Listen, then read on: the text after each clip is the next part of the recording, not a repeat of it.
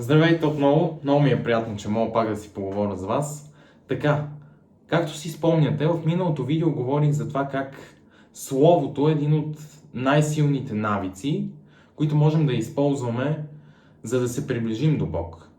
Днеска ще разгледам втория навик, който за мен лично е изключително полезен в нашия път към Христос, и той е молитвата. Днеска ще говоря за какво е молитвата, как молитвата ни доближава до Бог, как трябва да се молим, защо трябва да се молим и ще споделя моя личен собствен опит с молитвата. Така, какво е молитвата? Първо съм подготвил един пасаж, който според мен отговаря точно на този въпрос. Чета от книгата Псалтир, 61-я псалом на светия цар Давид. Чета 61-и псалом от 7 до 9 стих. Само Той е моя твърдиня, мое спасение, мое прибежище. Няма да се поколебая. В Бога е моето спасение и моята слава. Крепостта на силата ми и моето упование са в Бога. И сега много внимателно слушайте този ред. Народе, не му се надявайте във всяко време, пред Него изливайте сърцето си, Бог е нам прибежище.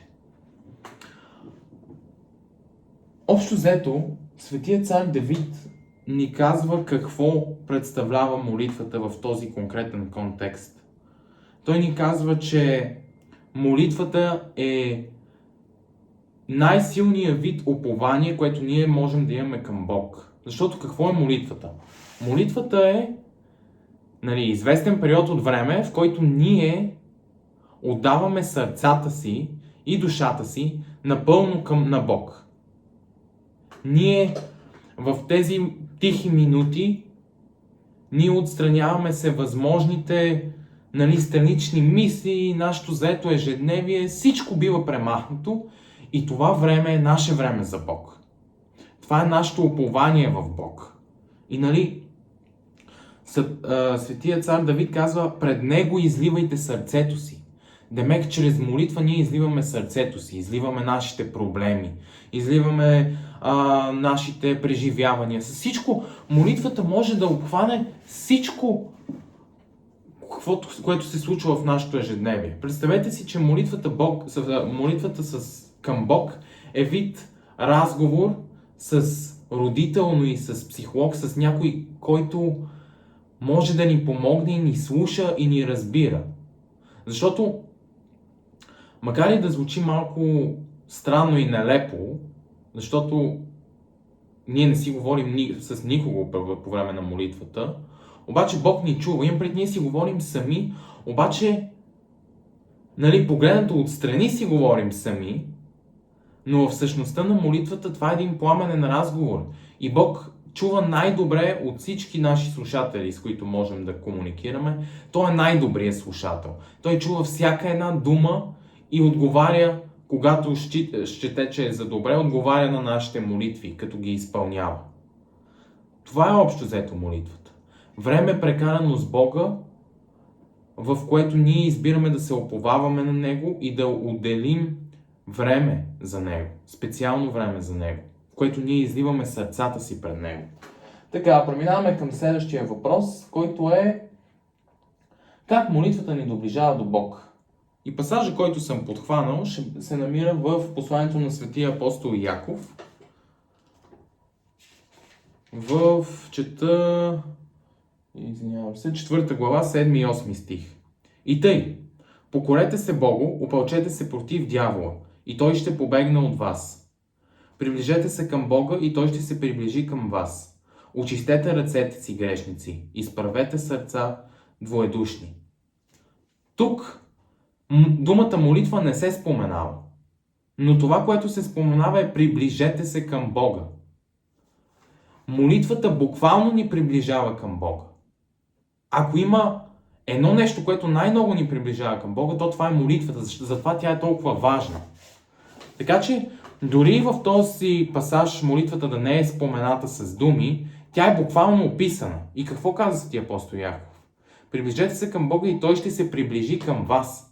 Демек, това е абсолютно нормално.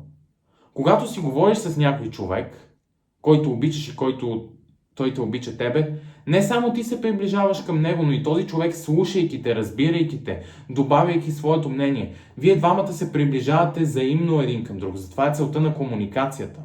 Комуникацията е средство, в което двама или повече души говорят и се сплотяват, сближават се, споделят своите преживявания, своите проблеми.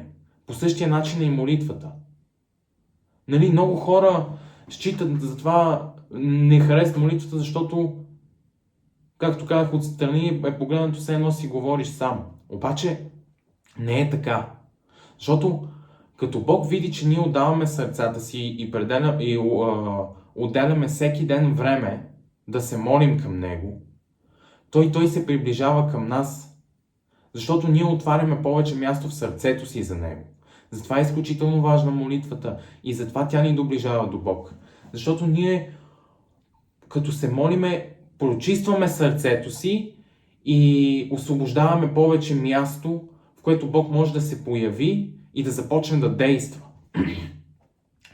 Какво още казва апостол Яков? Очистете ръце грешници, изправете сърца двоедушни. Какво значи да изправим сърца? Да изправим сърца значи да бъдем окуражени. А окуражаването става точно по време на молитвата. Аз лично, като имах проблеми с тревогата това лято, единственото нещо, което проработи за мен, взимах и някакви хапчета, някакви билки пих, но единственото нещо, което наистина ми помогна и което ми реши проблема от всякъде, е в моментите, в които аз, както каза апостол Яков, изправих сърцето си пред Бог и Той ми позволи сърцето ми да бъде очистено, да бъде окуражено и проблемите ми да бъдат отмити. Продължавам следващия пасаж, който е изключително важен. Защо трябва да се молим? И съм избрал един стих в посланието на апостол Павел до Ефесяни. Само ми дайте малко време да го намеря, защото не съм си го изкарал на коя страница. Извинявам се. Така.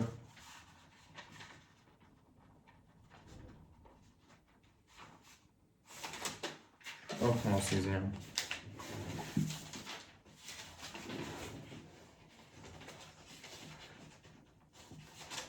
Добре, намерих го.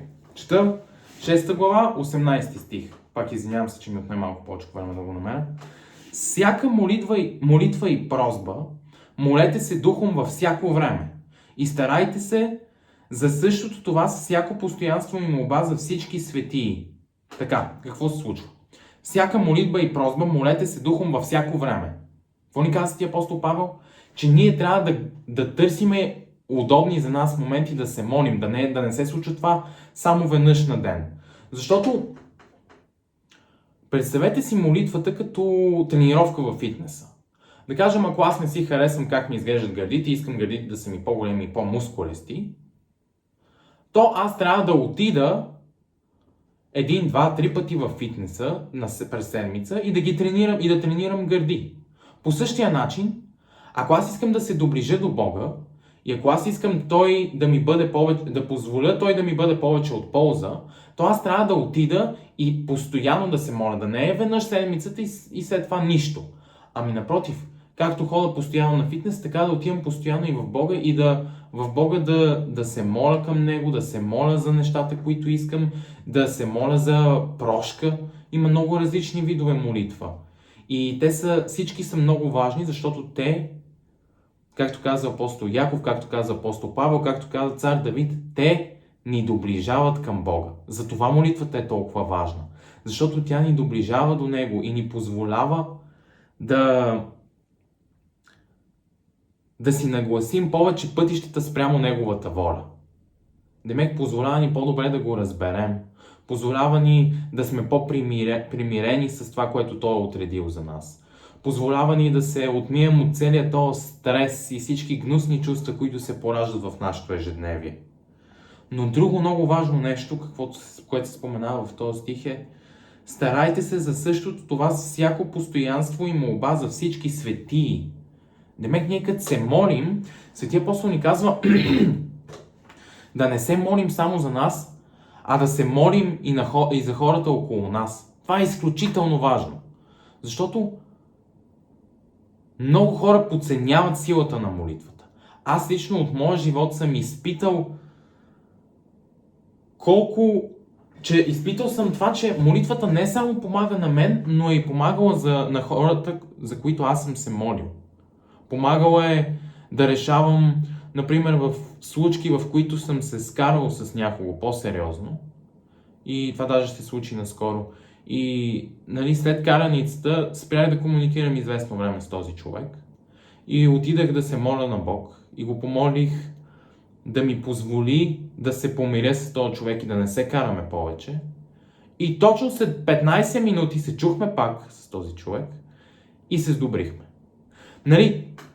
Силата на молитвата е огромна, особено ако сърцата са ни отворени да приемем тази сила.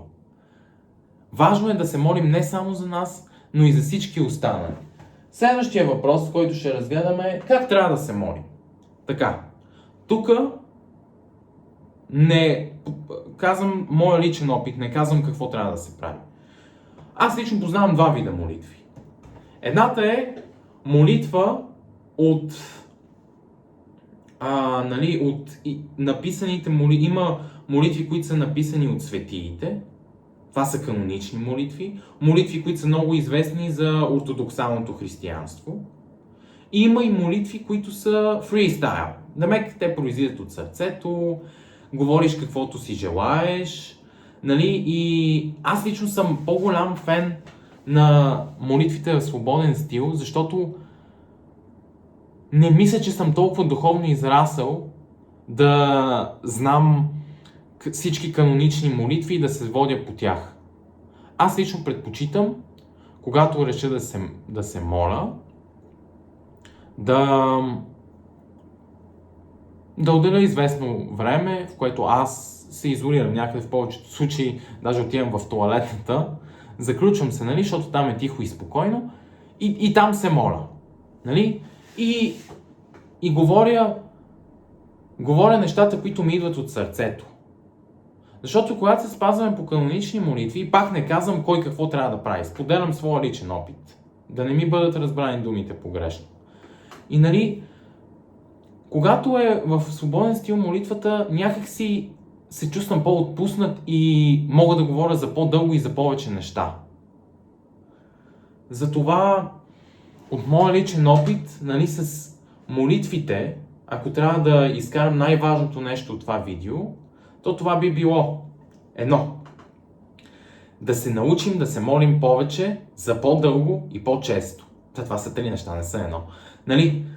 По-често е най-важно. Както тренировката в фитнеса за гърди, по същия начин да е и молитвата. Защото колкото по-често става една молитва, колкото по-често се молим, толкова повече ние се приближаваме до Бог. 2. Да се молим не само за себе си, но и за другите. Ако искаме да има някаква полза от молитвата, не само за нас, но искаме да помогнем и на нашите близки, може би на близки, които не вярват. Кой ви е казал, че Бог не може да действа спрямо нашата молитва в живота и на другите? Бог действа винаги. Той ни чува. Казано е в Новия Завет. Молитвите ни, че винаги ще бъдат чути. И по същия начин, както молитвите ни винаги са чути, те не са чути само за нас, но са чути и за нашите близки. Затова е много важно да се молим и за другите. 3. Когато се молим, да отдаваме сърцето си на този момент, да бъдем концентрирани само единствено върху този момент. Ако да кажем има някакви заети обстоятелства около нас, то тогава можем да отложим молитвата за една идея по-късно. Не задължително, не го правете задължително, правете го от сърцето. И когато е от сърцето, отдавайте време за това, отдавайте емоции. Защото моите най-емоционални моменти са точно в моментите на молитва. Имал съм моменти на молитва, които съм бил пред плач, пред гняв, бил съм и щастлив, бил съм и спокоен, бил съм и притеснен. Във всяка емоция аз съм се молил. Защото молитвата е нещо, което изисква нашите емоции. Не трябва да ги крием. Трябва да отворим сърцата си към Бог, да изложим всичко, което има вътре.